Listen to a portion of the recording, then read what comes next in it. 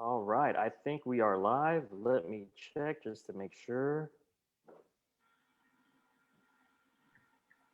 I have a Yes, it live says, on Facebook in my upper right hand corner. okay. Yeah, we are definitely live.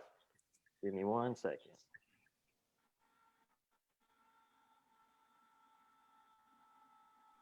It just popped up for me too.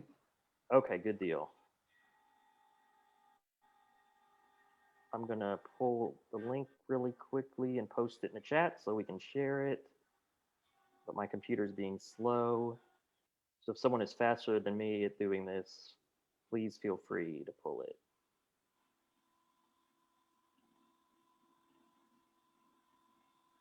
I think I got it.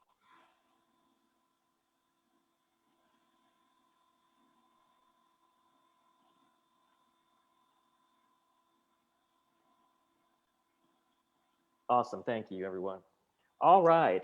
Thank you all for being here. First off, I know this has been a rough couple weeks for the Asian American and Pacific Islander community, really all our communities, but we've seems like the AAPI community has been particularly targeted the last few weeks.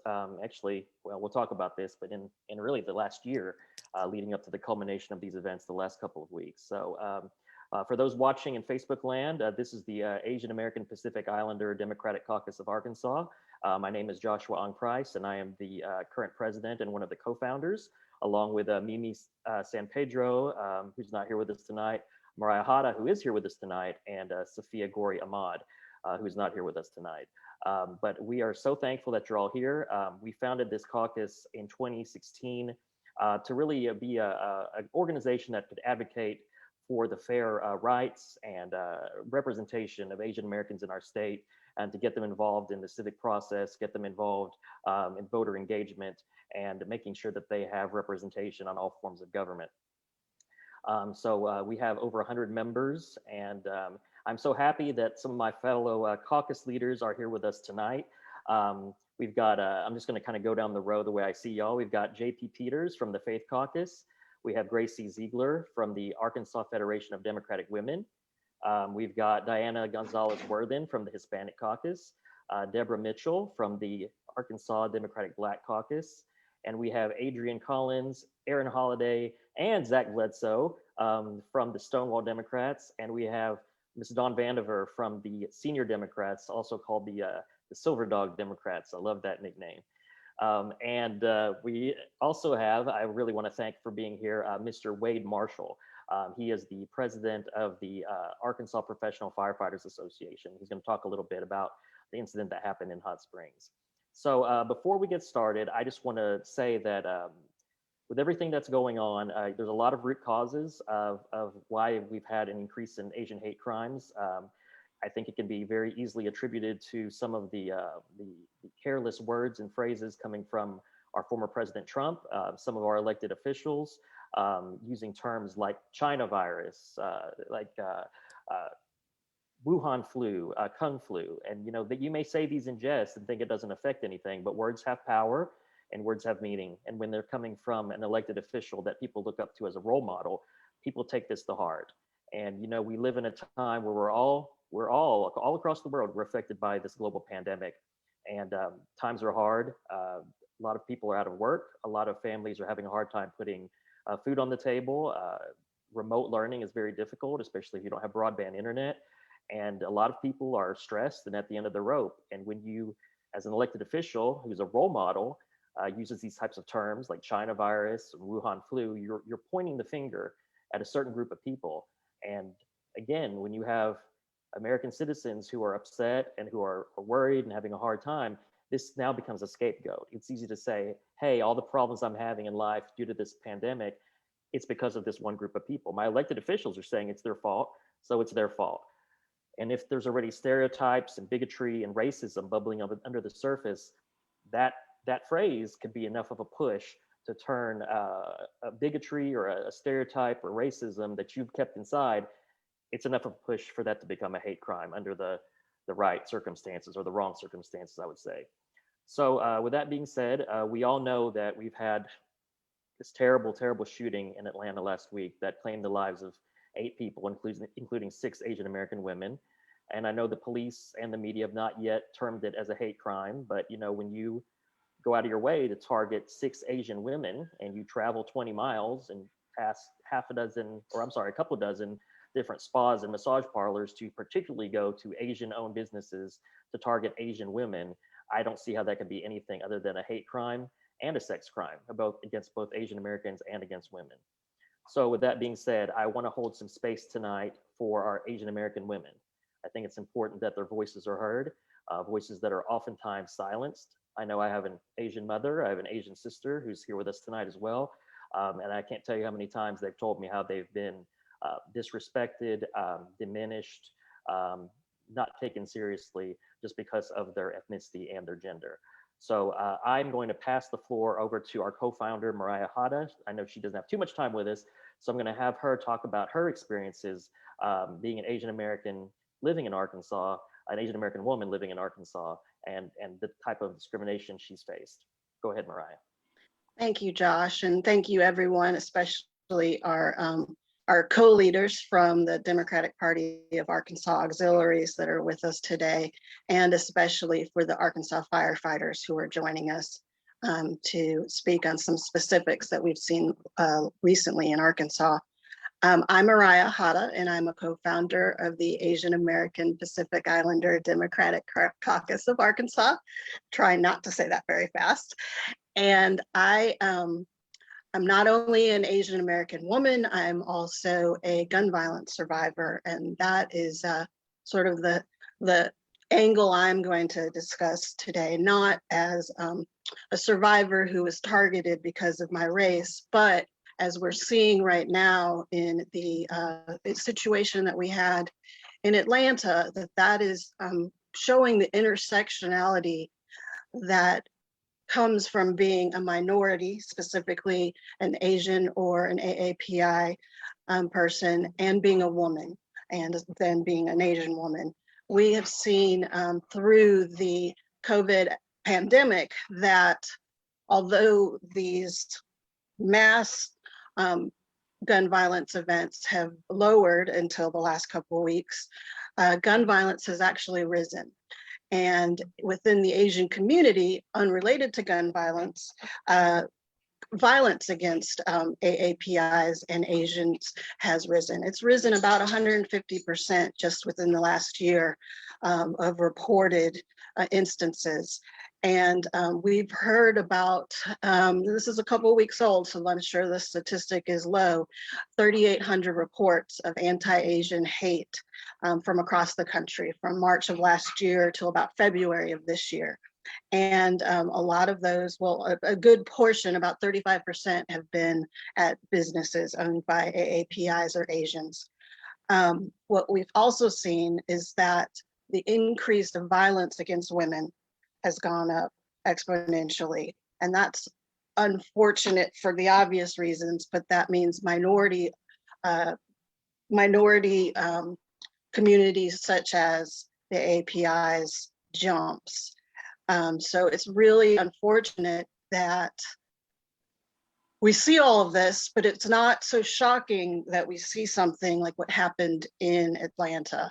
And that's just so sad that this has become the norm for, gun violence, for violence against minorities, for violence against the other.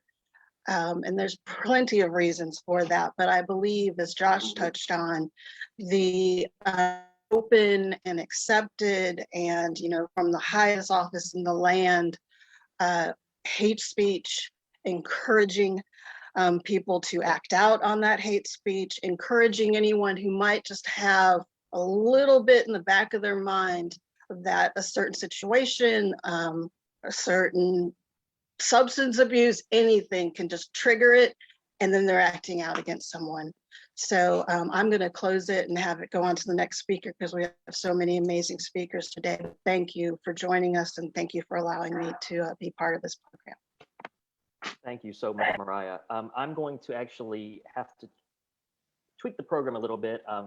City Director Erin Holiday from Hot Springs has just a few minutes with us because she has to run to another meeting.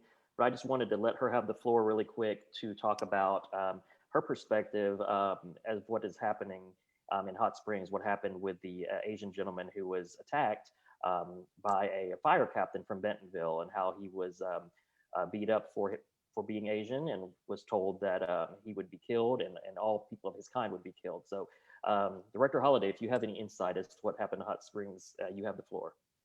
Yeah, thank you so much, Joshua, and thank you everyone for being here. I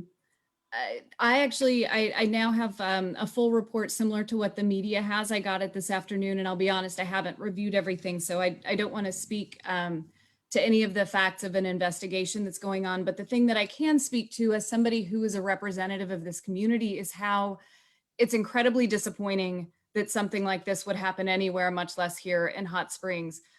This type of behavior is not acceptable in our community.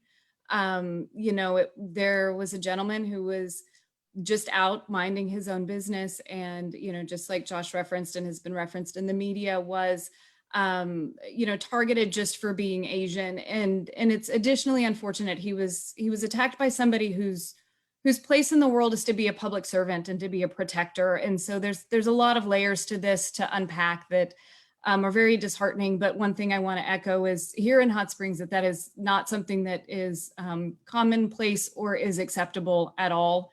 One of the things that actually was asked of our law enforcement officials is why this wasn't being charged as a hate crime. And it was someone in the media who had asked, and just we had to reiterate here, like we all are around the state, is that Arkansas unfortunately does not have a hate crimes bill. So there isn't anything that we as our local officials or anyone in the state can charge the man with as far as hate is concerned.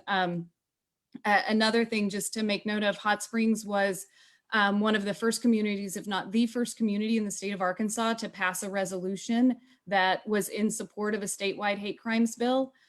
We passed it on the same night that Little Rock passed an ordinance, an anti-hate crimes ordinance as well. And so we were one of the first of several communities around Arkansas to say officially with how we can with a resolution that we think this is something that's important, that the state needs. And I know that there are individuals in the AAPI community and the Stonewall community and other communities who are really pushing for that bill to get heard in the state legislature. It's kind of fallen silent and isn't moving. And that's one thing that I really encourage a lot of people to reach out to our legislators and our Senate Judiciary Committee. That's where the bill is at the moment. But I was really happy to see not only were we able to pass that as a city board, but when it came up to be considered, we did not have a single person in our community come up and speak out against it, or even to imply that there was a challenge with it or that it shouldn't be passed. And I think that speaks volumes to the community here in Hot Springs. And from what I understand, most other communities have been able to pass similar resolutions or make statements from their municipalities about that this is important. It's important to our citizens. And it's incredibly unfortunate that an incident has to happen that brings it up again for us to put it to the forefront.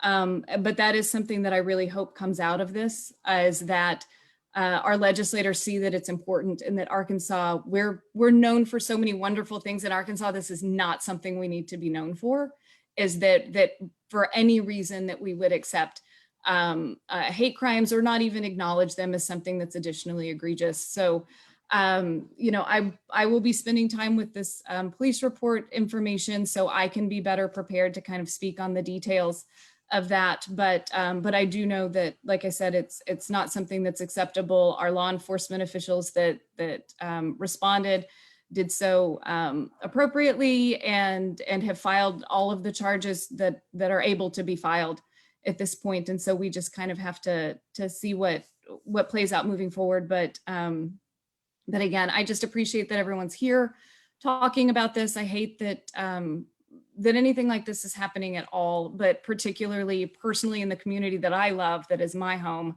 It's something that I find personally painful. So thank you all for your time and your energy. And I apologize that I don't get to stay very long, but I have a conference of all things to get to in about 6 minutes. But I'll be watching this on Facebook Live to hear what everyone else has to say. But again, thank you, Joshua, and thank you everyone else for being here and speaking up for for the issue, and then for Mr. Nguyen. You know, he's one of our residents here, and he's somebody that it is absolutely my honor to protect and stand up for. So, you know, I hope I can help do that well. So thank you, guys. Thank you, Director Holliday. And little known fact, Aaron Holliday lived in Japan and worked on an art installation there a little bit. So definitely an advocate for Asian Americans and Asian culture. So thank you so much for being here, and thank you for providing your insight. All right, I'm going to pass it to our next speaker, Miss Susie Reynolds Reese. She has a pretty impressive bio, so I'm going to keep it a little brief and let her talk about herself a little bit. But Susie Reynolds Reese, I met her. Well, we've been Facebook friends, but she actually reached out to me after the shootings in Atlanta, and we created a new Facebook group for Asian Americans living in Arkansas with the very catchy name of Arcasians. Which we've both been called a few times, and it already has over 350 members, I believe, in just a little less than a week. So Susie Reynolds Reese, she is a seasoned inspirational speaker, resiliency coach, suicide prevention strategist, and consultant for healthcare, first responders, military law enforcement, educational institutions, and others. She is a writer who's published a robust collection of more than 10 training-focused program books, 2 literary books, and several more books in progress. And she is the founder and CEO of Speak Fearlessly Always, which is a consulting and social issues awareness organization. So Susie, I want to give you time to speak, so I'm going to pass the floor on to you. Thank you so much for being here with us tonight. Thank you for having me. And I want to thank Aaron for speaking too. I was a member of the community in Hot Springs for over a decade, so I know a lot of the individuals that live and work there. And it was absolutely heartbreaking for me on a few levels to see what recently happened there.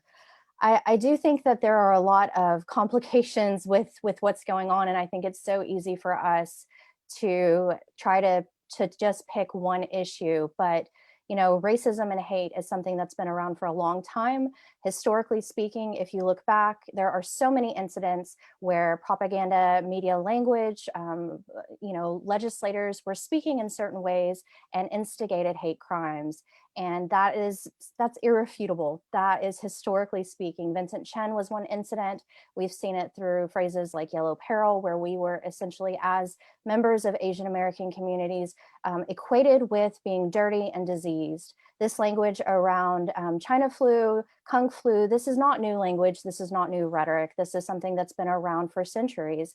And what's really upsetting to me is the fact that had I not been a part of this community for the past year, I would not have known about it. Until recently, the mainstream media has not addressed it whatsoever. We've seen one after another crime occurring across the country. I've seen families attacked in Costco. I've seen individuals who were sitting on the street in front of their homes be pushed over by complete random strangers. I've seen women attacked in parks, and I could go on and on and on. And the issue is, again, that mainstream media has not done a great job of highlighting what's happening. And had it not been for those people that are a part of this community, I don't know that any of you would be aware of it either. We saw what was happening, what happened in Atlanta coming. And I can't say how deeply upsetting that is, that for a year we knew what was coming and no one was listening to us. And I want to reiterate here that our numbers may be smaller, and that impacts our voices because we aren't heard as much, because we aren't put at the forefront. And so it's important that we have allies. It's important that, especially in states like Arkansas, that we have people who stand up with us, because otherwise we get stuck in a box called other. Otherwise, we don't even get our own racial recognition, and that's really important for us. So I ask you all to remember that when we do rally, when we do have voices, that you not speak over or for us, but that you ensure that we are at the table. I can't even tell you how many times I've been at events where there are no Asians represented whatsoever. And they look to me, and I am not the only voice. There are so many different types of Asian American Pacific Islander individuals. And it's so important that we ensure that we are doing everything that we can to include them. So I want you all to remember that I haven't gone anywhere.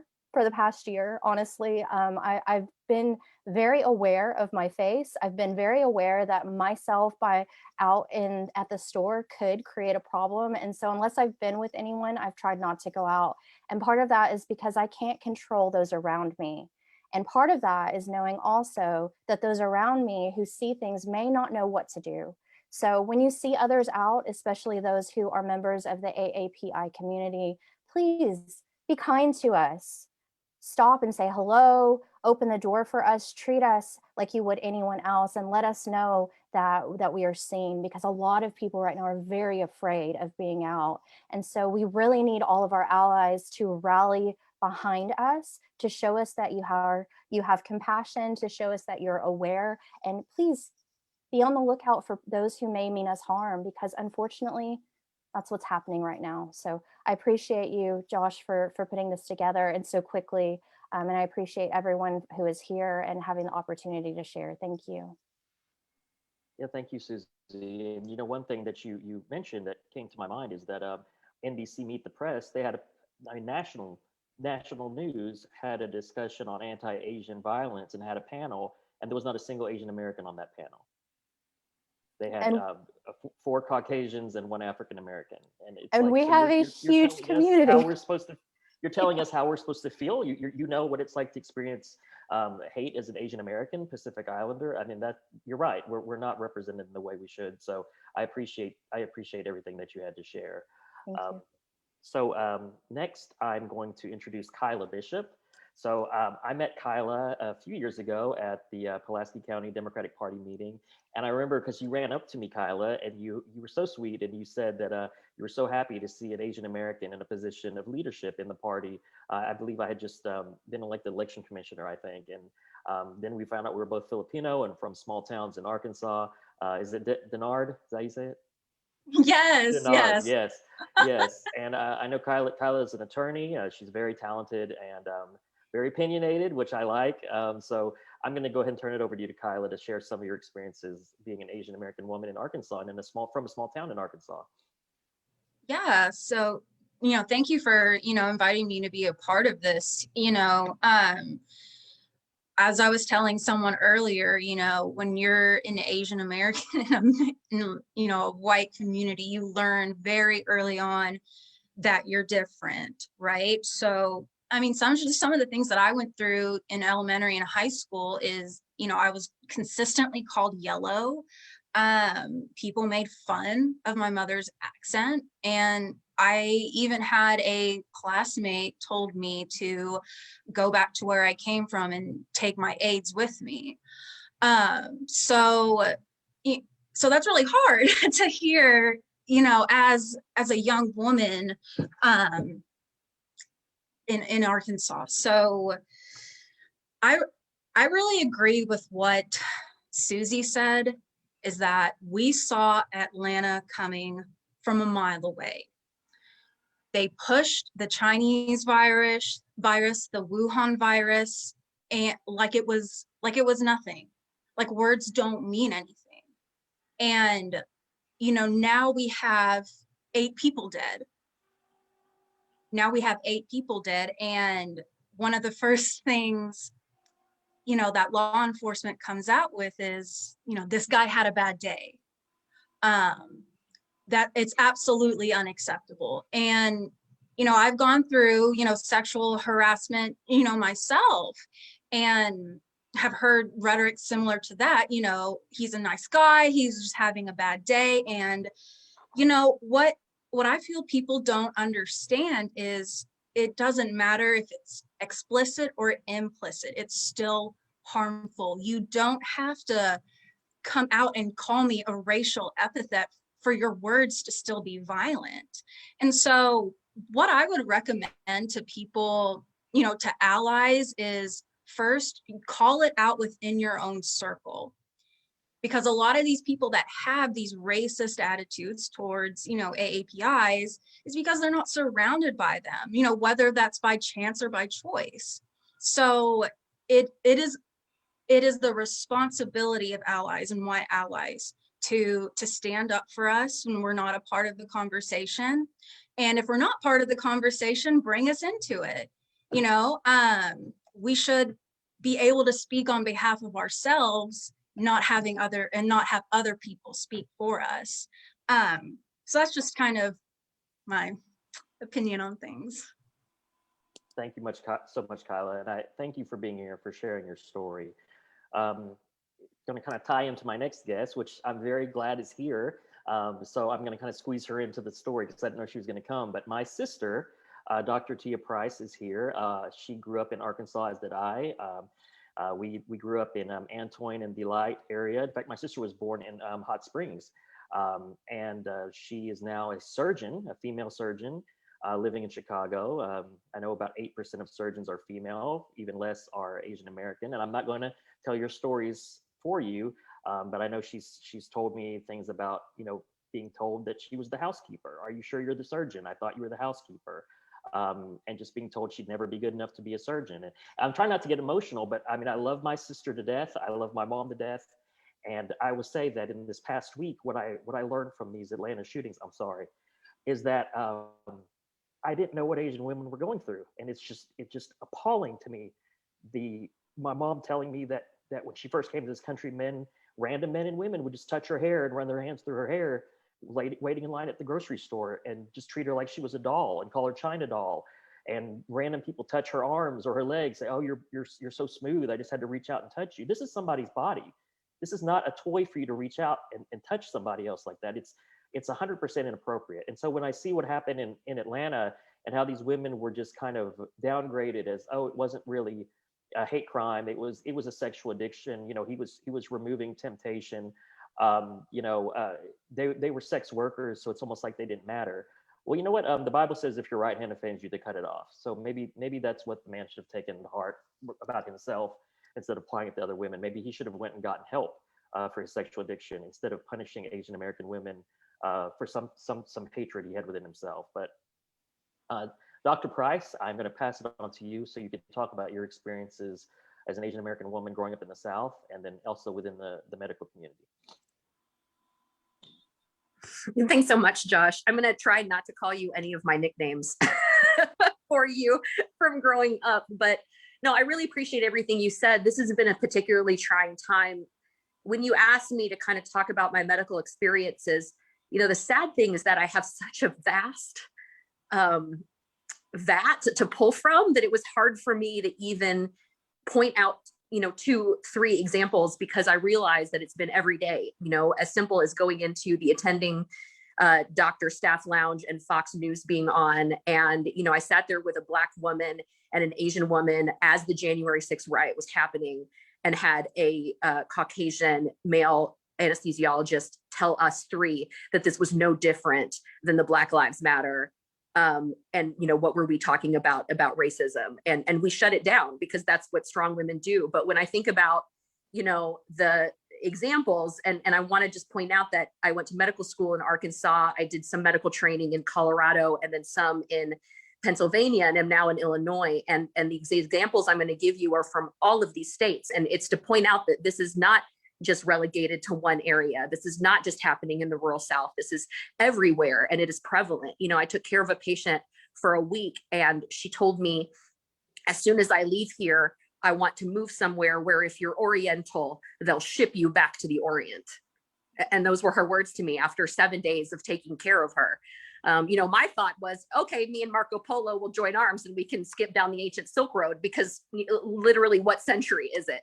But that's what this woman said to me after I had been taking care of her with my own hands, you know, for a week. And as you pointed out, I had a gentleman who I took care of for a week, came in every day in my white coat with my name embroidered on it, you know, MD. And he asked me at the end of it, well, when am I going to see my doctor? And I said, well, sir, I am your doctor. And he said, oh, I thought you were the housekeeper.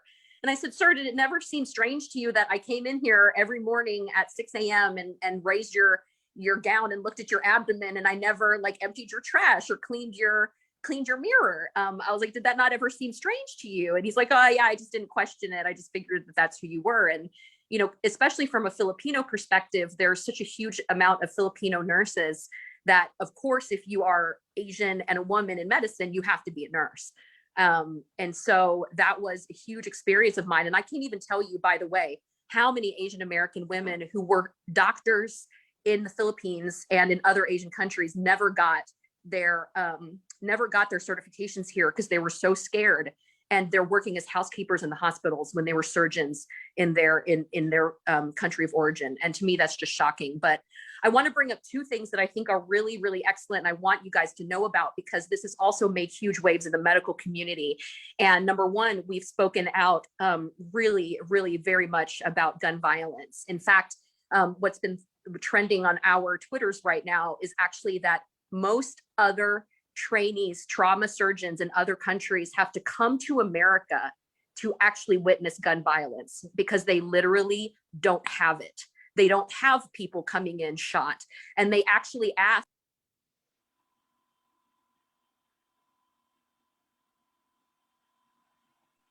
Yeah, I think you're Shows. muted. Yeah, okay. You're muted for a minute. Sorry. And so it's shocking to me. Like, we have so much gunshot violence in America, and the rest of the world, it's literally unheard of. So that's number one. Surgeons have been very open about supporting increased legislature for guns and obtaining guns. And the second thing is that we've really made a big outcry because so much of our community is Asian American and PI. So many doctors are foreign medical graduates. And so we've actually been doing a trend where it's like, what do you do when you have a hard day? It's hashtag end hate. Hate is a virus. Asian hate is a virus.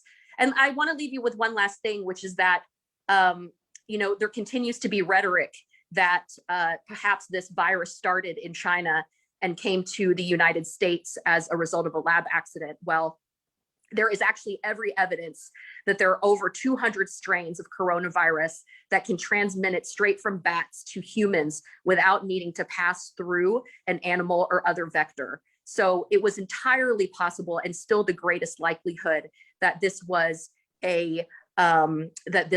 nothing more than simple evolution of a virus. And I think that what you can do for us, our allies, is to spread that knowledge to people so that they understand. And I just really thank you for your time and letting me speak today.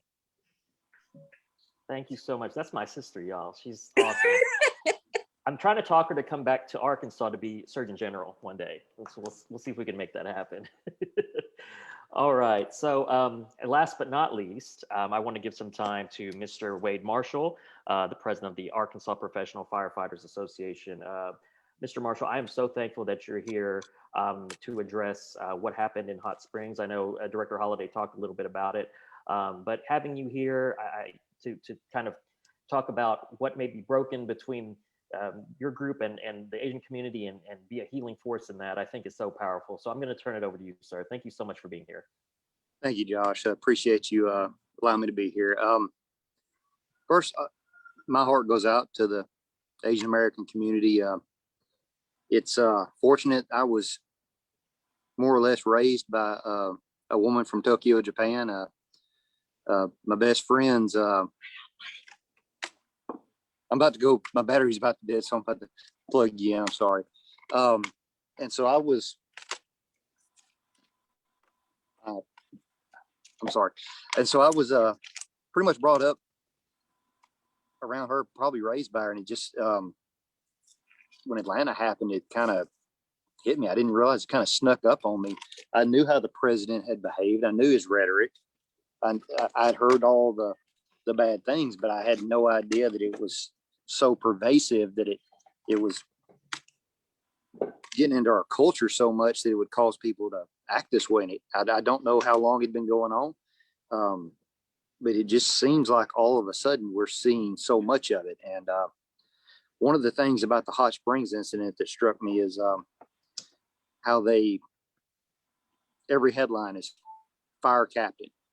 And when younger in my career, I thought that was wrong because, they don't say plumber does this or electrician does this. And as I've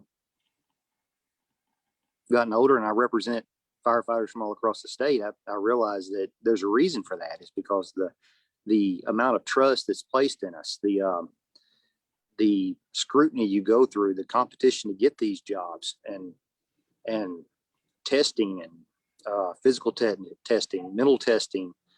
Some places have pretty stringent psychological evaluations, and so it's kind of shocking when something more or less falls through the cracks or is able to be so influenced in such a vile way that, and alcohol, I mean, I know he's drunk, but that's a terrible excuse for, that is no excuse. I mean, that just revealed what was in his heart. And like I said, I believe it's Twain says travel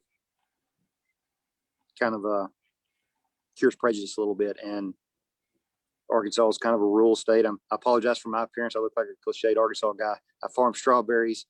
I was kind of going to be my retirement plan in Springs here. So I'm going to leave here and go back to the field till dark. But the ruralness and the fairly homogenous population that we've had. I actually was in a deer camp in Antoine years ago, so I know right where it's at right there. What happened there is unacceptable, especially in a group of professionals who rely on that trust that the public places in us to come into their homes, to come into their businesses and provide our services. It's a sacred contract that one of our family members is really the way we look at it, has kind of let us down. And one of the things that I'd like to say is that there's kind of the only hate crime bill in Arkansas actually protects police, firefighters, nurses, maybe teachers. I think if the shoe had been on the other foot and this firefighter was attacked, there could be enhanced penalties because he attacking a first responder. It's wrong that there's not a law on the books that specifically protects people who are attacked by violence or any kind of thing just because of their ethnicity, of something they have no control over. Just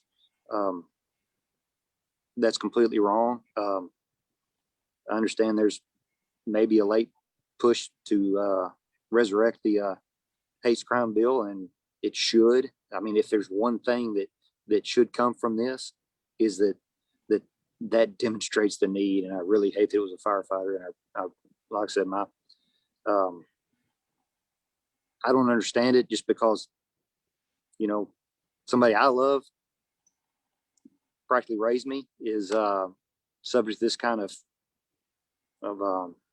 violence, hate, discrimination. I just can't see it, and I apologize. I'd take some questions, Josh, if you want, just so I don't ramble on. Yeah, absolutely. But before I take a question, I don't know if you've ever been to Price Gas and Grocers down there in Antoine, but that was my grandfather's and my father's store. So it's the only gas station in town. So you probably did see it. It's right by the graveyard. Yep. Yep. All right. Does anyone have any questions for Mr. Marshall about what happened in Hot Springs and the response of the Firefighters Association of Arkansas to that event? That can come from any of our allies as well that are here. I just have to say that I was trained as a burn surgeon. And so as a result, I worked with so many firefighters during my training. And I want to echo what, Mr. Marshall said. They are a good group of guys, and we know, and women, and we know that the actions of this one does not define the whole, but Right. I appreciate the apology. Mhm. But I do have a question. Yes, ma'am. Joshua, can I jump in? Hi, Mr. Yes, Marshall. please. Thank you. I do have a question.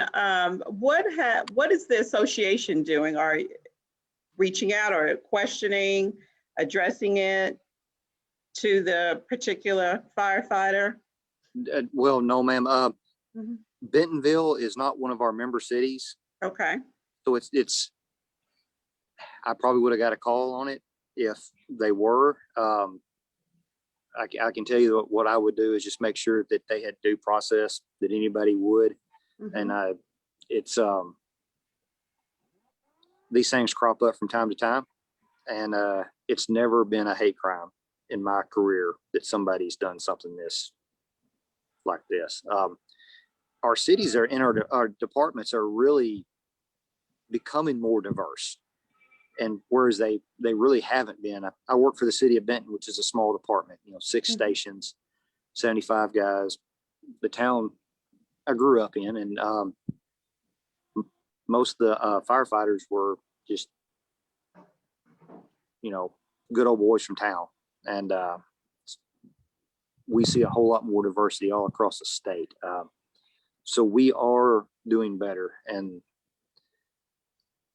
there's more training that goes on, especially from our union that does things. One of the big things is generational differences as guys get older and how the young generations go. But I personally will not be reaching out to him.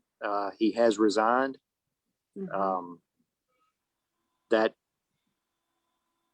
I think was wise. I hope he would issue an apology and just, I'm not sure what I would do if I was him. I don't know. It's just, I'm not condemning him. I don't want to condemn him because I don't know him. It's, I don't even want to call him a victim here, but He's in not. some ways, no, he's not, but in some ways you don't know what kind of, if he's trapped in this echo chamber of poisonous rhetoric that he's susceptible to, which a large number of our population is. Right. It's we've got to fix that. It's not Right. just it's we have a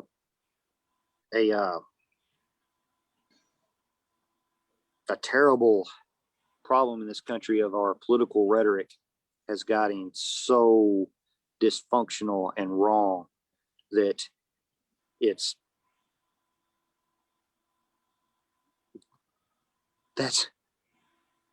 that's got to be fixed. We got to address that somehow. Social media, I'm sorry I'm rambling on here, but there's No, No, but you're right, I Mr. think, Marshall. Oh, go ahead, Deborah. Sorry. I was just going to say that the points that were made today by, that was shared, especially, I can't remember if it was Susie or Kayla, that says that we need to call it out when we see it.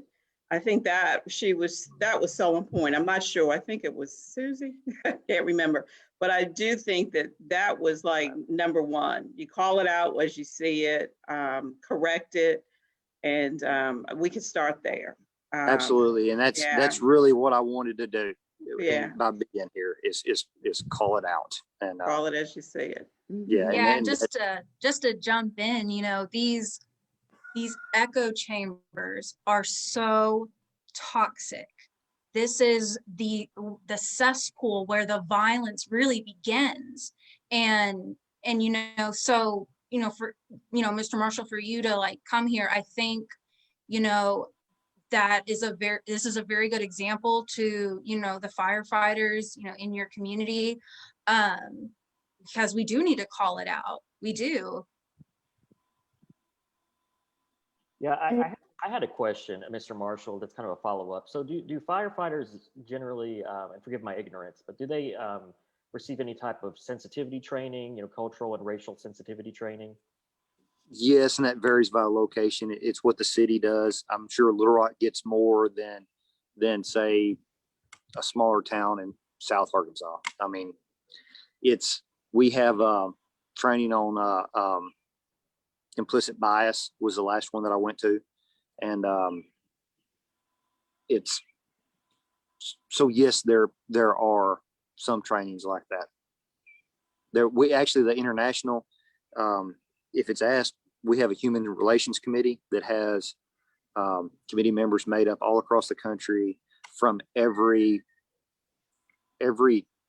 segment of the population that makes our ranks, which is everything. Asian Americans, LG, apologize. If you don't mind, I've actually trained quite a few law enforcement and military professionals across the state, and I have not spent as much time within the fire professionals, but I believe that you mirror the law enforcement professionals as far as training in some ways. I know you have a lot of volunteers, and those types of volunteer bases are different as far as requirements for training. But I will say when it comes to our law enforcement professionals, we have a state entity that does kind of address a lot of the training. And then many of those agencies host their own training within their agencies. And so they may have an individual who is the training officer, and he would cover the gamut, whether it's providing that training himself or coordinating to have others come in. So when it comes to diversity and inclusion, many of our agencies, and not just for fire professionals or law enforcement professionals, but they tend to have someone within that agency that kind of owns that program, and that individual may or may not represent diversity, if you understand my meaning there. So that can sometimes limit what that looks like. And it also may be a matter of I hate to say it, checking the box. A lot of times we just have to get through it. And that doesn't mean that you can cover the gamut of different types of issues when it comes to ageism, ableism, neurodivergence. I mean, there's so many different types of issues. So when it comes to trainings, especially, it's really important to create new programming that's addressing issues that are relevant, and to rotate through those types of training so that you're not just doing the same thing over and over again. And to speak to what was said earlier, Deborah asked, and I believe Kyla was the one that mentioned it, when it comes to addressing things right at the beginning. In violence prevention, it's actually proven that violent acts start very small. They start with subtle innuendos. They start with people saying things where they feel that they have the security to do that. And, you know, if there is no repercussion, if there are no consequences to those behaviors, they grow and they grow and they grow. These things don't just grow out of isolation. They are behaviors that are learned patterns. And it's really important for allies and for those of us who want to address these things to realize that we actually have quite a bit of power when it comes to that. If we simply say that behavior, that language, that whatever you just said is unacceptable and I will not feed into it, and you cannot do that here, and just not allow it to exist. We have to let others know that these types of things are not acceptable. When someone makes a racist comment or a sexualized comment, we have to stop it right then and say that this is unacceptable. Susie, you're absolutely right. And I mean, even, you know, within your own circle, sometimes, I mean, I've had friends in the past in high school, even now, that they may say something that's, you know, a little inappropriate. And I just check them. I say, hey, you know, hey man, like, that's not cool. You know, you really should say that. And then, you know, 9 times out of 10, they, oh, I'm so sorry. I didn't realize, I didn't mean to offend. So you can nip that in the bud very, very quickly. I know we only have about 30 minutes left, so I want to open it up for questions from our allies. Again, thank you all so much for being here. We have the Faith Caucus represented, the Arkansas Federation of Democratic Women, the Hispanic Caucus, the Black Caucus, the Senior Caucus, and the Stonewall Dem. So you've all been such great supporters. You've all reached out during this last couple of weeks and have really stood in solidarity with the Asian community. So I want to turn it over to you as far as questions on and anything that you want to ask us about how we can support you, how we could support each other, and ultimately, you know, how can we get a hate crimes bill passed in Arkansas so that we can all feel safe in Arkansas, no matter who we are. So I'm just going to open it up to the allies. I was going to say, Josh, I want to jump in. Can you guys hear me? Okay. I wanted to commend you, Josh, for putting this panel together, because I hope the people that are watching, whether it be media or whoever, this is what a diverse panel looks like. Take note. And so I kind of want to piggyback off of what everyone has said. You know, we hear in the news, oh, we had a bad day. Having a flat tire is a bad day. Locking your keys in the car is a bad day. But killing innocent people and targeting those individuals, that's not having a bad day. And so I want to piggyback after the other individuals have said, we have to take accountability. And I challenge our legislature. I challenge our law enforcement. I challenge our community to stand up and speak out. It's going to take us all coming together, because we know that this is an issue that affects all of us. Not just one group, it affects everyone. And so we all have to be stronger allies, and we have to call people out. We have to hold them accountable, and we have to do this together. And so thank you, Josh, for having this. And, you know, hopefully with this panel, it's given some others more education about how they can be better allies and how they can help us make a difference and keep everyone safe. So thanks. Well, thank you, Adrian. Thank you for your leadership and for all you do for our community. And you kind of highlighted what Mr. Marshall was saying, that you know, it was a Mark Twain quote, I believe. I'm going to just paraphrase it, but when you travel, it lets you learn about other cultures, and it reduces that stereotype and those racist thoughts that you may have. And I know Ms. Vandiver has her hand up, so I'm going to open up the floor to you. Thank you so much for being here. Oh, did we lose her? Oh, you're muted. You're muted, Dawn.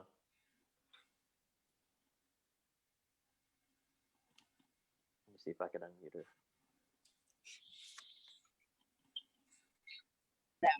I'm so sorry, my dog's in my lap, and I just want to say thank you so much for doing this. I'm embarrassed to say I was not aware of everything that's been going on for years and years in the Asian community.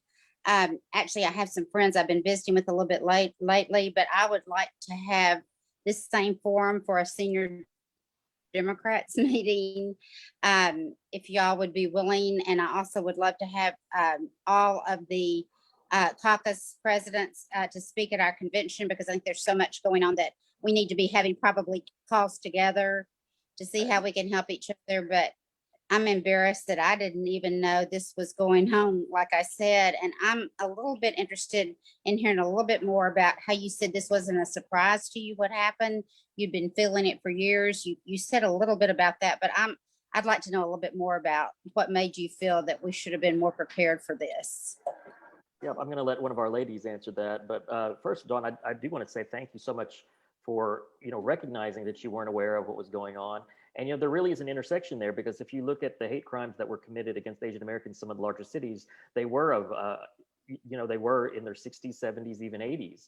Folks getting pushed down and hitting their head, and unfortunately passing away, being attacked on the subway. So they really have been targeting our senior Asians as well. So there's definitely an intersection there. And I think we need to have those conversations. But to Dawn's question, any of the ladies tonight on our panel would like to answer her question about how we as a community maybe saw this coming. I mean, I had notes in my high school. You know, Josh and I went to a private Christian high school, but people left me notes that said, "Go back to China, you bitch." You know, I was 13, 14. Called Sacagawea, Pocahontas, called a chink. This was in my Christian school that I went to every single day. To men, you know, basically treating you, oh, you're so exotic and, you know, erotic. I couldn't walk through a mall at 16 years of age without someone commenting on my skin or my hair or, you know, something like that. So I guess when we say that we've seen this coming, it's because it's never stopped. You know, from the moment when my mom was a nurse and she would walk into people's, you know, rooms and they would say, "Are you my slave for the day?" Or they would say, "No, you're eaten up with disease. You're dark. Look at you. You can't touch me." I mean, this is what I came home to. We went to church and people wouldn't sit on the aisle with us, the entire aisle. I mean, that's what I say when I'm not surprised. Even in the medical community, we had one attending, and thankfully this is being shut down, but you know, there was an attending anesthesiologist who's Asian, and she and this her trainee, who was a white male, said was having trouble putting an IV, and the patient said, "Well, maybe you need to get your attending." And he said, "I don't need that little Asian girl to help me." That's why. And so then when you start saying that things are a Wuhan virus, when you start saying that it's a China virus, when you start saying that, you know, the Chinese did this on purpose to infect us and to get back at us, that is the ultimate end result. And it's just been building and building and building over the last several years. And we've all watched it. I can't, every single day we've seen it. Kyla, I know you mentioned earlier that you saw it coming. Did you have any other thoughts you'd like to add to that? Yeah, sure. So, you know, what Theo was saying, you know, with this rhetoric being amplified on a national stage, but also Asian American women are very much aware of the sexualization and the fetishization that is forced on us. it's always been rooted in violence. It's always been rooted in white supremacy. So, you know, when you have those things already existing, and then you have the president saying Wuhan virus, China virus, and it's being echoed by all these public officials, it was a matter of time, unfortunately. Well, and historically speaking, this is not the first time that incidents like this have happened. So if you look back in history, you have a lot of issues around after the Chinese Exclusionary Act, there were individuals that were, as a race, Chinese were the first race to be excluded from immigration as a whole. And that was heavily propagandized through cartoons and a lot of rhetoric from legislators and so on and so forth. And if you go through history, through the Asian American community as well, you'll find that there are several incidents. Again, Vincent Chin was a very good example of fear that the Japanese were coming in and taking jobs. They actually hosted events where they would purchase Japanese-made cars, and they would hold rallies where people would beat these cars up with bats and axes and everything else, and talk about how you need to go back to your country, don't take our jobs. And then Vincent Chin was murdered on the street. He was misidentified as being a Japanese American when in fact he was a Chinese American, and it was the day before his wedding of all times for him to be murdered.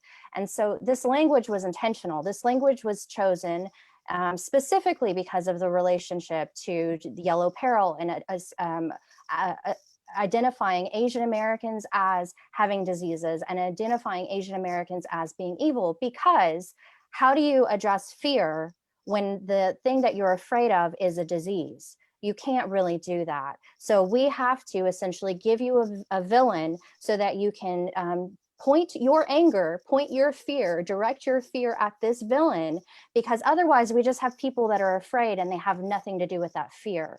So if we direct it at someone, which is what has happened throughout history, through racial history, we have a lot of times where the Black and Asian American community have been pitted against each other because there was fear and they needed to direct it.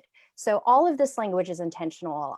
Politicians are intentionally, whether they realize it or not, on the far end of it, they're using this language to create fear and to direct that fear at a villain. So I really, really, really encourage people to learn more about history, to learn more about especially Asian American history, because I know as an Asian American woman, I did not learn about Asian Americans in school. There was never once a role model for me to look at that looked like me in any way.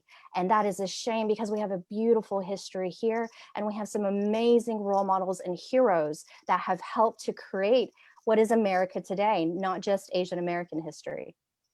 Thank you, Susie. And, you know, to echo what you said, and I said this on the TV interview, it didn't make it on, but it was maybe a little too tongue in cheek, but I had mentioned, you know, people in America, they love Asian food. They love Asian culture. They love getting Chinese and Japanese tattoos that are probably not even what they think they mean. You know, they love martial arts. It's like, you love all these things about Asian culture. Well, then why don't you love us as an Asian people? Why don't you support us as an Asian American people? You can't, and Deborah, I know you're nodding because this happens in the Black community too. You can't love Asian culture and not love Asian people. You can't love Black culture and not love Black people. You can't love Hispanic culture and your Taco Tuesdays, right? And then you don't like Hispanic people. So that's something we need to get over in our country. Right. I do have a question though for you, Gracie. You know, as president of the Arkansas Federation of Democratic Women, how did you feel when you heard the news that you know, aside from being Asian women, but these were women that were being targeted, and it was chalked up to a bad day and removing temptation and a sex, you know, just it was a sex addiction. It was no big deal. How did that affect you and your group? What were your thoughts on that? Yeah, definitely. It just continues to be devastating day after day after day, and it is just targeting for various reasons and various excuses that just keep getting made to cover up things that are blatant problems within our communities and within our culture as Americans, and as just how we live our day-to-day life. Is that it's never anybody's, it's definitely never a white guy's fault. It's probably our fault because of the way we were dressed, or the way, and I say our inclusive of women, but of how we were dressed, or where we were, or why we were out so late, or something like that. It's never addressed at the root cause of what what instigates these types of feelings. And I know, earlier we talked about being in a void or being in a vacuum of information, and that is a huge issue that we do need to combat.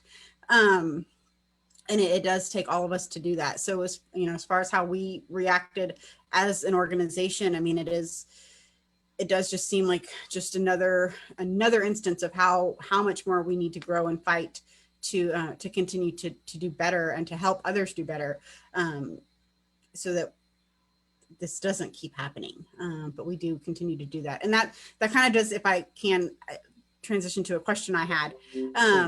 When we talk about how the caucuses work together across the state and throughout the party structure, with county parties as well as the state parties, and then our caucus organizations, how do we best support your caucus from a political standpoint, not just from a messaging standpoint, in our individual day-to-day conversations and standing up against conversations like that, but how can we best incorporate the caucus work into what each county is doing?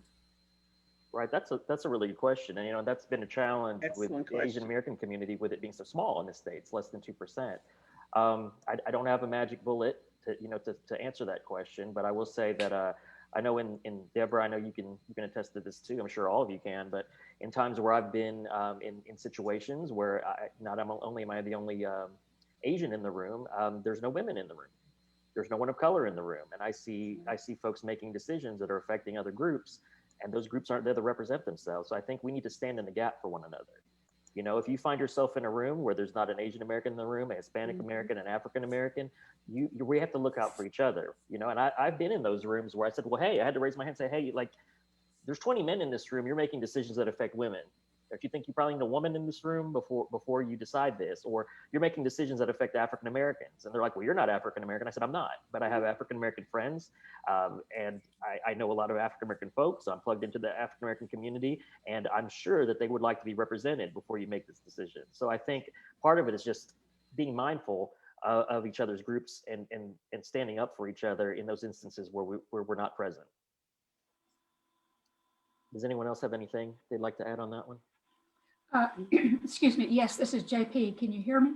Yes, thank you, JP. Thank you so much for being here from the Faith Caucus. Well, I apologize. I'm having throat problems, and hopefully I can get out a sentence here. So I really appreciate all the stories that everyone has told, and none of this happened overnight. I mean, it's been going on for quite some time.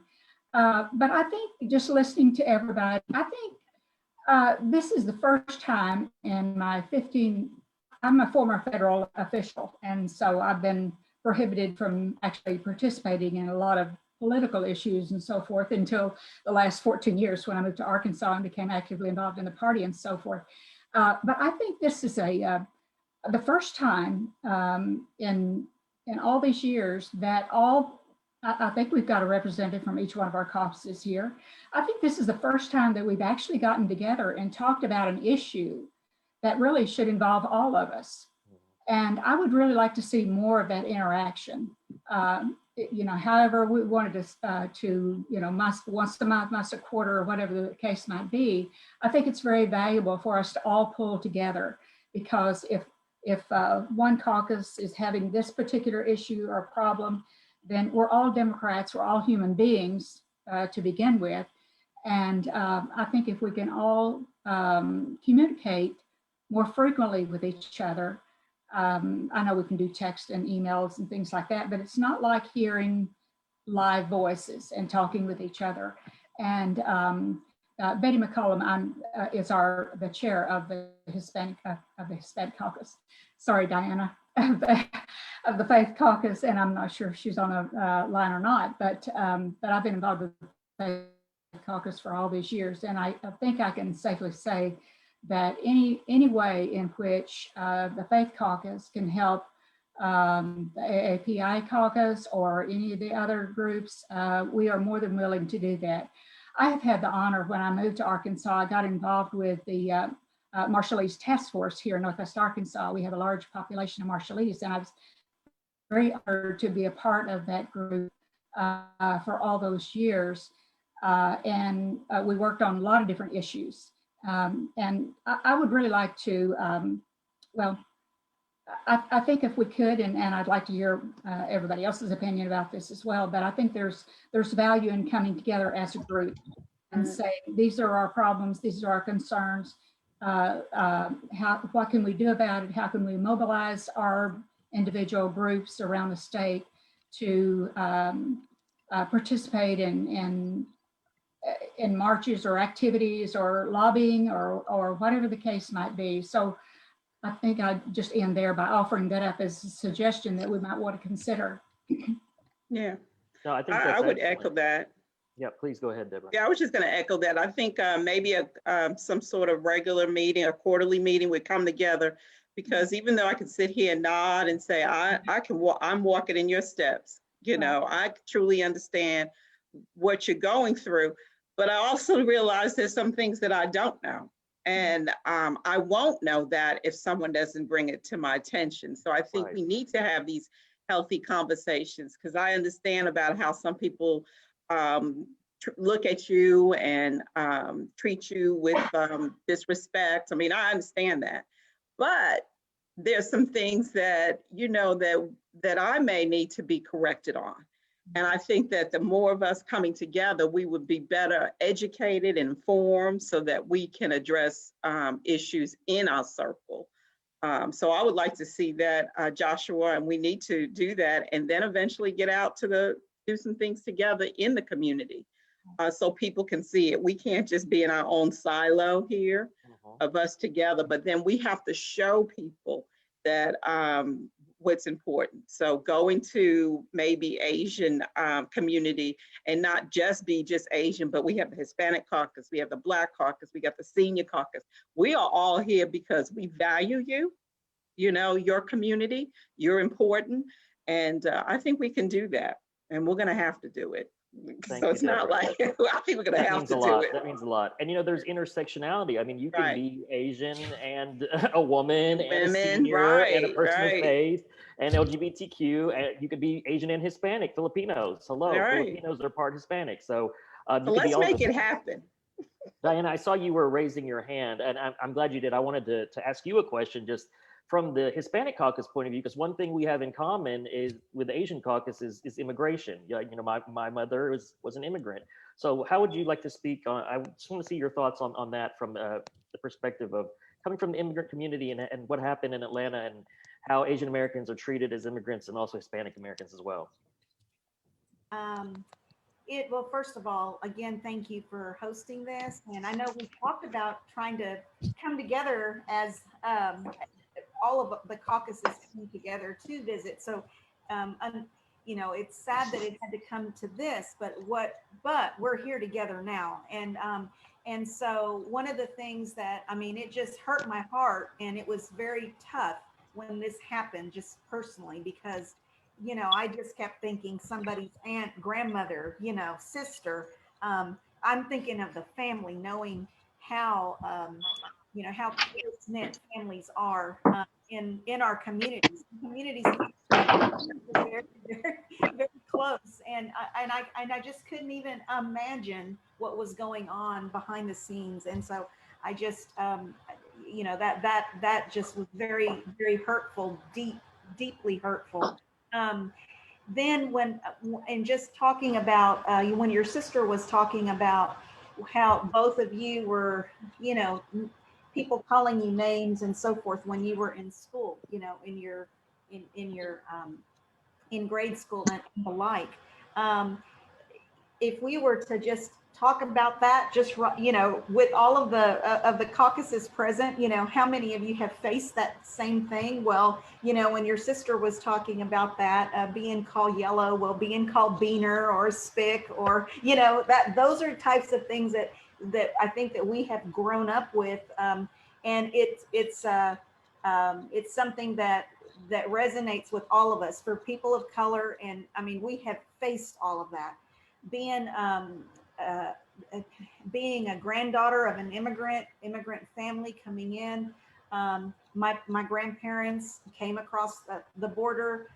They were not documented, you know. They came across, walked across the Rio Grande and came to Texas, and made a life for their families. And I know how hard they worked, just like how hard the Asian community, Asian Pacific Islander people have worked and breaking their backs in the fields, you know, being migrant farm workers and working in the labor areas, but to make that better life, you know. And then we have the same thing going on with with our community when you have your the you know former president talking about Mexicans and people coming across being rapists and criminals, and you saw an increase in attacks within our community as well.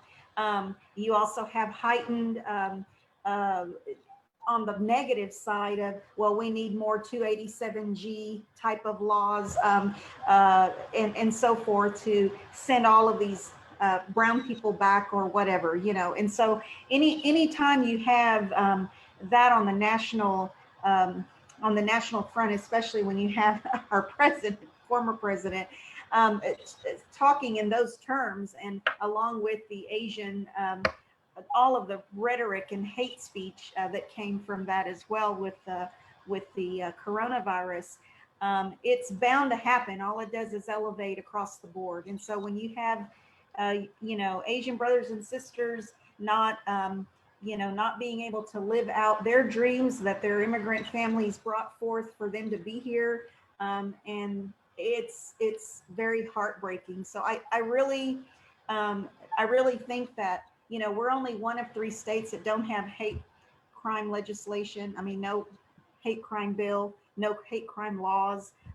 We have a bill, but not a law just yet.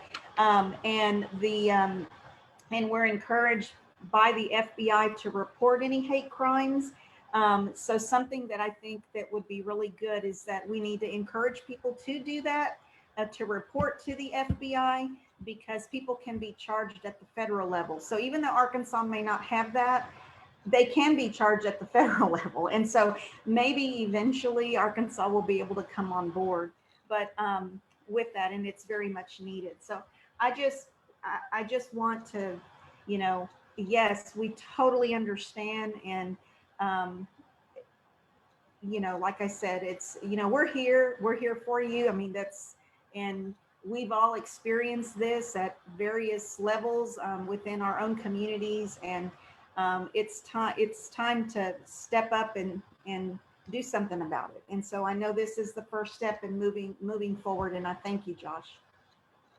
No, thank you, Diana. And you know, I know we've had these conversations before, but you're right, and what you said resonated. I mean, my sister and our mother came to this country because of martial law in the Philippines. You know, President Marcos, his wife Imelda, with all the shoes. But I mean, he was a dictator. He was there for 21 years, and she said she was working as a nurse in Manila and didn't see a newspaper for 3 years.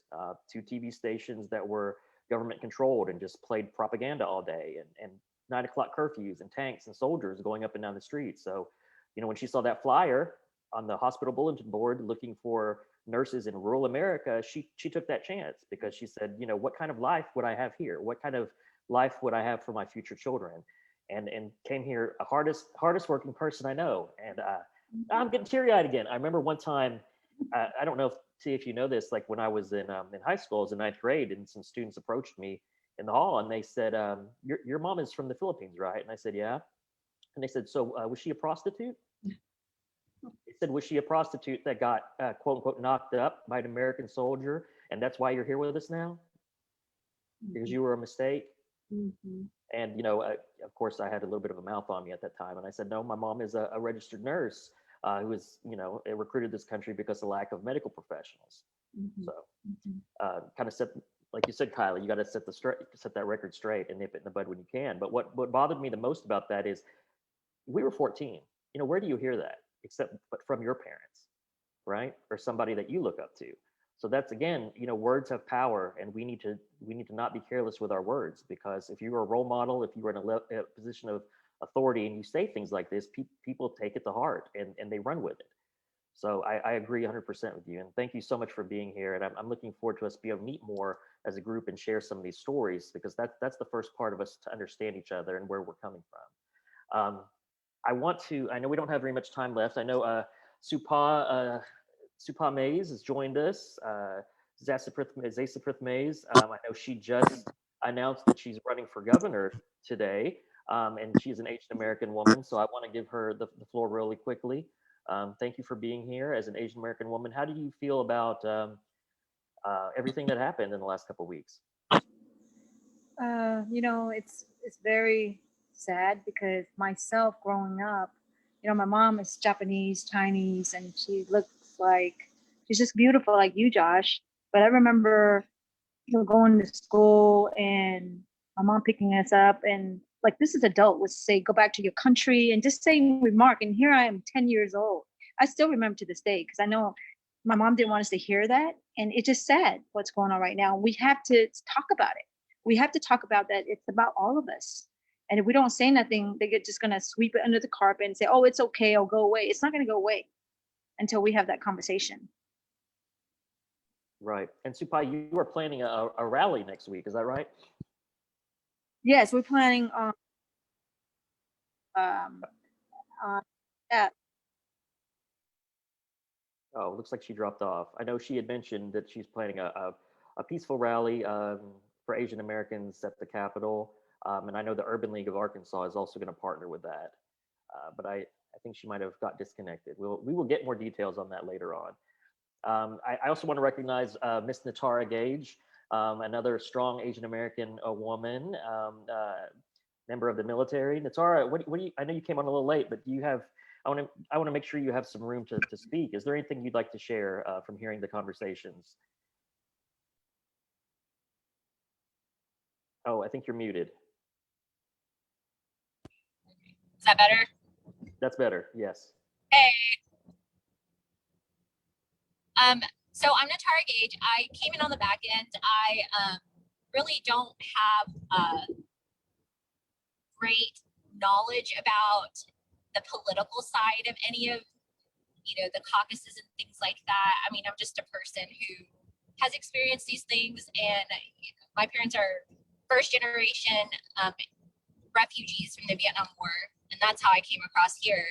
I've experienced things like that too, but I think unifying all of us would be great. And starting that off is not just having like a specific caucus for each race, but understanding that we all are we're one world. We all bleed the same. And so that unified diversity needs to be precedent across the board. I think because just from the military standpoint, we all serve together, we all fight together. So we need to be educated on that same playing field, the same level. And it's important for the people who are in these particular areas where they have more knowledge to share. We need to get into those communities and start sharing that. We need to start educating children at a young age that, their vote does matter. And their one, being that one person does make a difference, and having that voice does make a difference. I have an 18-year-old that voted this year for the first time, and he voted based on not necessarily anything that he knew about. He voted on popularity, and that's terrible. That's horrible. Empowering people and making them feel like they know what the candidate that represents them or the people in these, parts of power, breaking it down for people to know what they're voting for and who they're getting behind, I think would be beneficial for everybody. Yeah, I agree. Thank you, Natara. And you're right. I mean, and my sister could speak to this, but if you're in a car accident or something and you need blood or an organ, you're not asking where that came from. You're not saying, well, wait, is this blood or this organ coming from a Black man, an Asian woman, a Hispanic woman? No, we are all humans, and the fact that we're all compatible, that says a lot. Genetically compatible, medically compatible says a lot. We are. Well, I think if we have that same mindset, if we start thinking like that, the world will be a better place. Right, I agree. Supai, looks like you jumped back on. Did you want to finish your statement real quick? I'm sorry, I just got this. Go ahead. I'm sorry, honey. No worries. Go ahead and tell us about the peaceful Asian American rally you're planning next week. We're waiting to get confirmed for Thursday. We're looking at 11:30 at the state capitol. So we're working on just talk about, the the anti-hate crime against Asian and also other race. So that way they don't think, oh, you forgot. I mean, it's about all of it because it's been impacting from African American to Hispanic and us too. But right now it's us. Remember before it's other race, and it's just not acceptable. And a lot of the politicians that in our state, have they come out and said anything? I saw a tweet. I mean, that's how much the sense of urgency and importance about hate crime in our state. And that's shameful to me. And it kind of upset me because the fact that, I've been going through this my whole life, and it's still as an adult, people look at you funny. Josh, you know how it is when you go someplace, they just think like, oh, why are you here? You shouldn't be here. We're in the 21st century. So we must have that conversation. So I will get the detail, Josh, and the time once we confirm it. So I'm going to get with Scott because we're actually having the Urban League, Scott Hamilton, take the lead on that. Great. And invite the legislator because Josh, that in order for us to get the steps, utilize of the step, we have to let as legislator, is that correct? Mm-hmm. Make a phone call to Susan, I think, at the state, who does the scheduling. Yep, something like that. Yeah, it's a I'm like, why is it difficult when it's a public step? I don't understand why we have to go through all of that. I mean, just someone calls and look, it's a Velo, book it. You gotta go get a legislator to like sponsor you.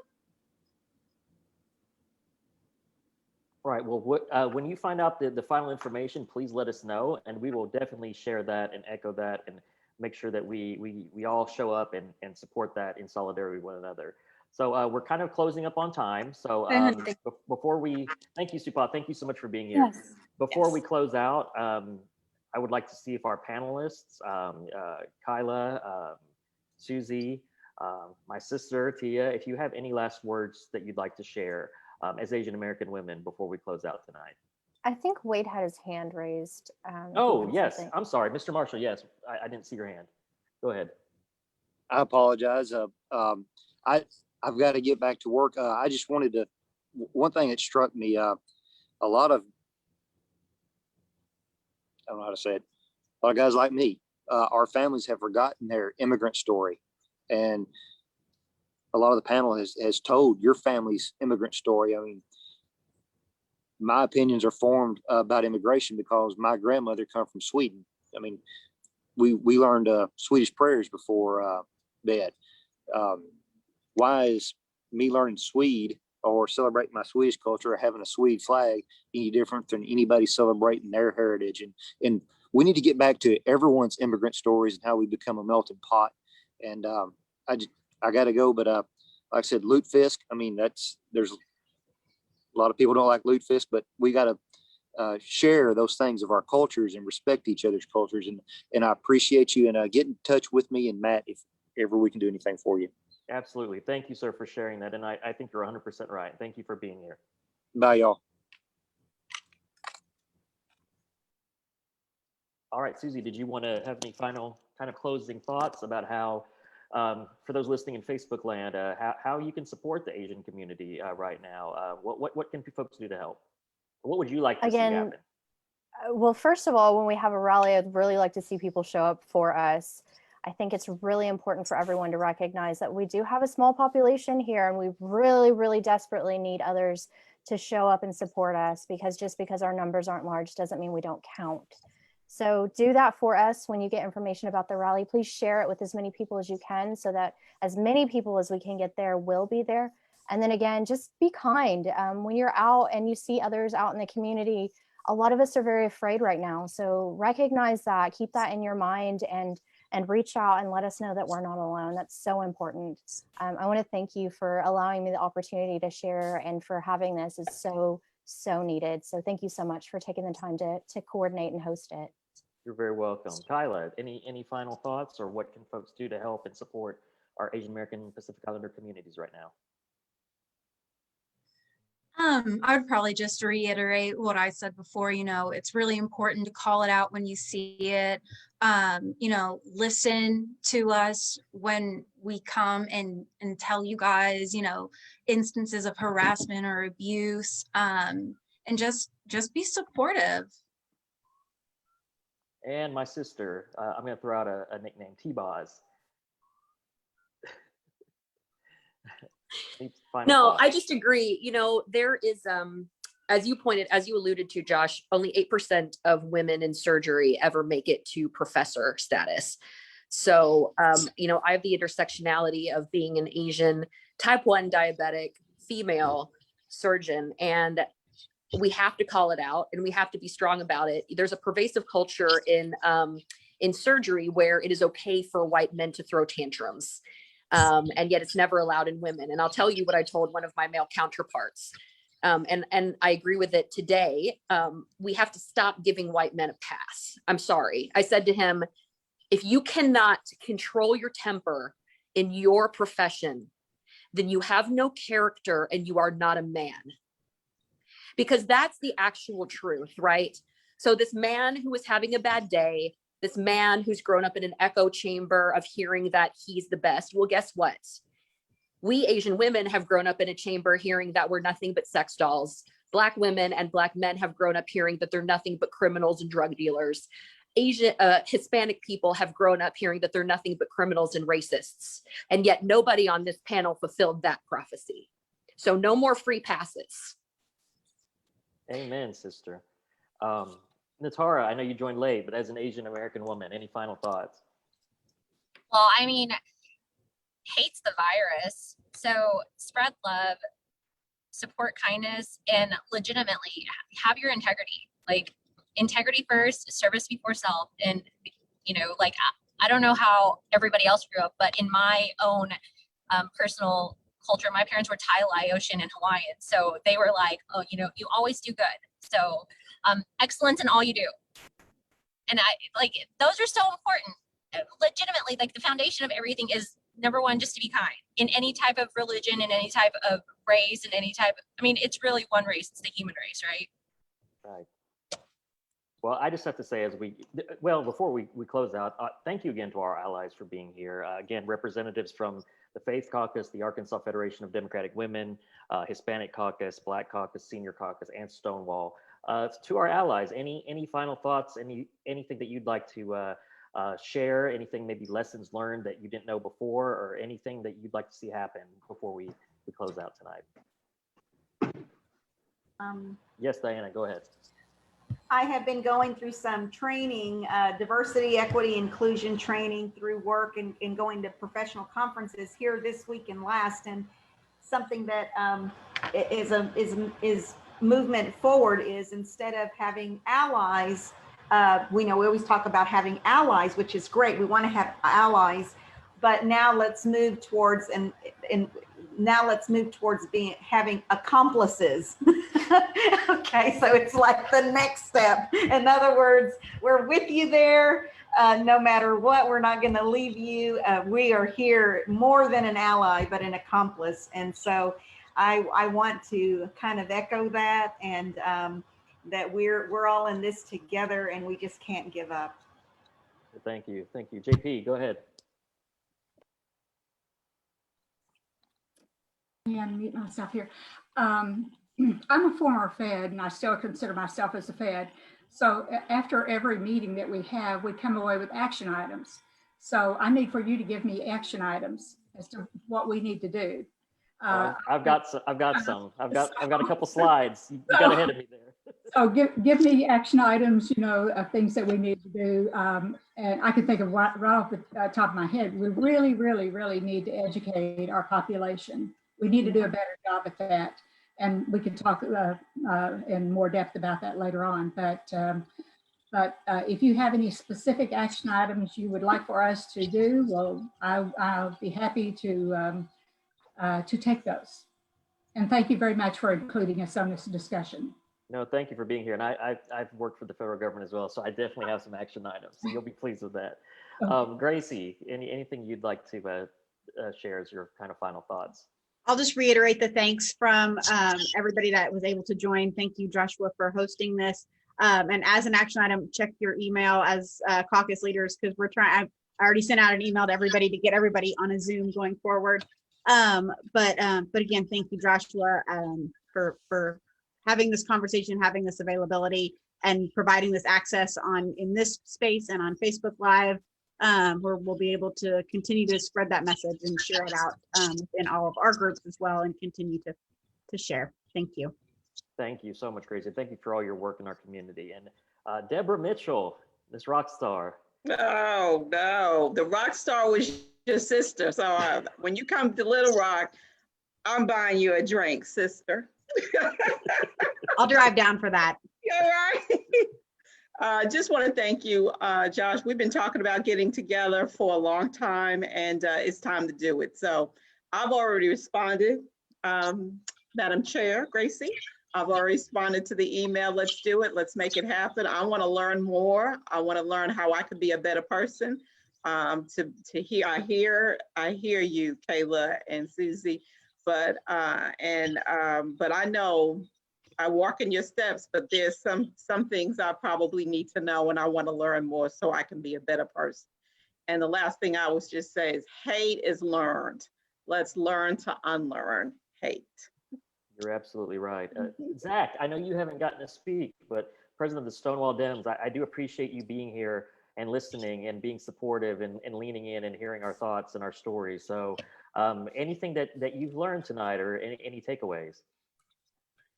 The one takeaway I have is just learning from each other. I know within the LGBTQI plus community, I've learned a lot recently about the transgender community through all of these anti-trans bills. And sometimes I use the wrong vocabulary. I use the wrong terms. I've offended some fellow trans members in meetings, which I did not mean to do. My heart was in the right place, but I said the wrong thing.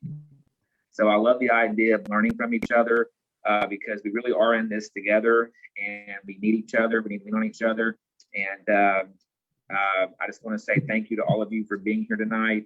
Joshua serves on the Stonewall board, so I'm very proud of him for everything he does. And AC, who's on the night, Adrian, our vice president, and always good to spend time with Deborah Mitchell, one of my mentors. So always good to be with Deborah Mitchell too. So love you all. Looking forward to working with y'all some more. Thank you so much.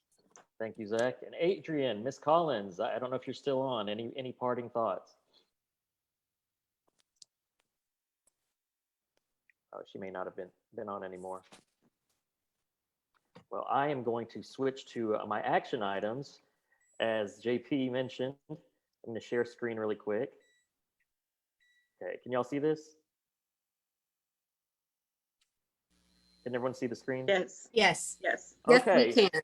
So what can we do to help fight anti-AAPI discrimination? So we want to call for an end to anti-Asian violence, and we're urging our state leaders, we talked about this a little bit, but we're urging our state leaders to make some lasting changes, and that's done through policies and laws. As people said, if you live in an echo chamber, if you get a free pass, if you're used to getting away with things like this, that has to end, because people are going to always take the path of least resistance and the lowest hanging fruit. So what we got to do is raise that bar a little higher and let folks know that this type of behavior is not acceptable, that there are repercussions from these actions. And we need a comprehensive hate crimes bill. I know we've all agreed on this, but Arkansas needs a comprehensive hate crimes bill to ensure that all Arkansans are protected, regardless of our race, ethnicity, national origin, religion, culture, gender, orientation. So for those out there watching in Facebook land, contact your legislator and please urge them to take action on this. We are one of 3 states without a hate crimes bill. This protects everybody, y'all. This protects everybody. You could be targeted for being a senior. You could be targeted for being Asian, obviously, Hispanic, Black, a woman, LGBTQ. You could be targeted for living in a rural community, or they don't like people in rural areas or urban areas. You could be targeted for anything. This protects all Arkansans. So call your legislator and let's get this bill passed. We don't want to be one of the states lagging behind any longer. And as far as some very actionable steps, oh goodness. Number 1, today was Stop Asian Hate National Day of Action and Healing. So thank you all for being here participating. For those still watching, the day is not over. You can post on your Facebook, your Twitter, your social media, your Instagram. Make a short statement supporting the Asian community and use hashtag Stop Asian Hate. This could come from an individual, organization, a business. I actually forgot to put this in here, but patronize your Asian businesses right now. You know, like someone said, Asians are very cautious right now. They're nervous. They're not sure what's going on. I had a great talk with Chief Humphrey from Little Rock Police Chief Humphrey, and he was very proactive and sent patrol cars last week to visit all the Asian American owned businesses just to check in on them, make sure they were safe, they were okay, and they hadn't experienced any type of hate crimes directed towards them. And you can learn more about the Stop Asian Hate National Day of Action and Healing at www.asianamericandayofAction.com. Read up about Asian violence. It's up to us to educate ourselves and educate others. I think Natara said that. You know, those of us that are in a position where we may have more knowledge on this subject, it's our responsibility to help those who don't have that knowledge understand where we're coming from. So you can visit stopaapihate.org. There are statistics and resources on hate crimes on that website.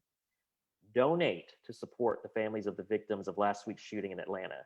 And there was a website set up through the actionnetwork.org where that money will go directly to the families that were affected by the shooting in Atlanta, not just Asian families, but all 8 of the victims. Now, this is one that I've gotten a lot of good feedback on. You can register for AAPI harassment intervention training. I've actually gone through this training before, but it was during last year when the incident with George Floyd happened, when the murder of George Floyd happened, and Black Lives Matter was very prevalent and being spoken about quite a bit, and that conversation was all over. They were also having intervention training in regards to seeing any type of hate crimes against the Black community. So there's some great resources at ihollaback.org / harassment training. And then finally, if you are in a situation where you witness any type of discrimination or hate crime against Asian Americans or any other group, again, as Kyla said, call it out, speak up, say something, call your local authorities, report it. And you can also go to standagainsthatred.org and you can make a report there. That is a website that is tracking all hate crimes or discrimination against Asian Americans across the country. So, oh goodness, I had one more, I'm so sorry.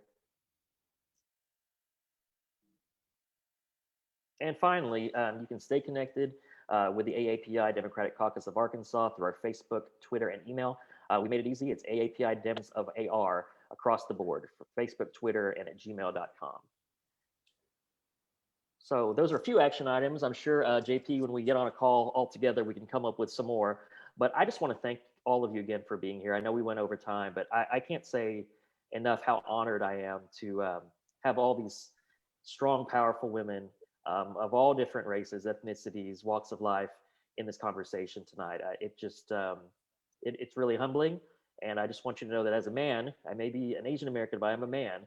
And sometimes men, even Asian men, get a free pass on some things. But I just want to let you know that I'm listening and I hear you and I see you, and we're going to get through this together. Oh my gosh, goodness gracious. I have to say while my brother's crying that I really love you, Joshua. You guys, I've known from the day that I was born and he was 3 that he was the hero and he was going to make the world a better place. So I am happy to share him with the world. And thank you for all the work that you do. Oh, goodness. Okay. Well, thank you. With that being said, thank you all for joining us tonight. Please check back. We're going to post some information on the rally next week as soon as we have it. Have a good evening, everyone. Good night. Thank you.